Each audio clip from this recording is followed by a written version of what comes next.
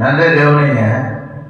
பொறுமை, தாழ்மை, அன்புருக்கம், பெருந்தன்மை உள்ளவராய் மரணம் வரைக்கும் அவர் தன்னை தாழ்த்தினார். ஹல்லேலூயா. அவர் தான் உலக ரட்சகர். அவர் தான் சமாதானத்தை கொடுக்க முடியும். அவர் தான் சந்தோஷத்தை கொடுக்க முடியும். அவர் தேவனுடைய குமாரன் என்னப்பட்டார். ஆனாலும் அவர் எல்லாவற்றையும் அவர் என்ன பண்றாரு? முன்வைத்து போயிருக்கிறார். பொறுமை அவருக்குள்ள இருந்தது, தாழ்மை அவருக்குள்ள இருந்தது, அன்பு அவருக்குள்ள இருந்தது. அது மாத்திரமல்ல, எல்லாவற்றிலும் அவர் பெருந்தன்மையா நடந்து போயிருந்தார். ஹல்லேலூயா. அதுதான் ஆண்டு நம்மளுக்கு கருத்து கொடுத்திருக்கிறார். ஹல்லேலூயா. அது மாத்திரமல்ல, குருவை தொடரும் சீஷர்களும் அப்ப இயேசுவை பின்பற்றுகிற நாமும் அவரை போல மாறணும்.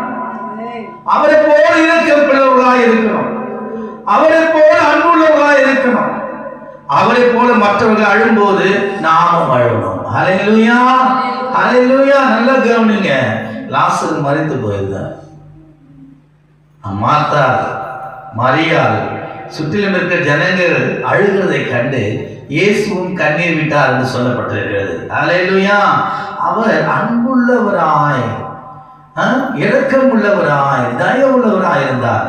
நாமும் மற்றவர்களுடைய கஷ்ட நேரத்தில் நாம் என்ன பண்ணோம்? அவங்க கூட இணைந்து நாம் கிறிஸ்துவனுடைய அன்பை இப்படியா நம்ம தலைப்படுத்தணும். ஹல்லேலூயா.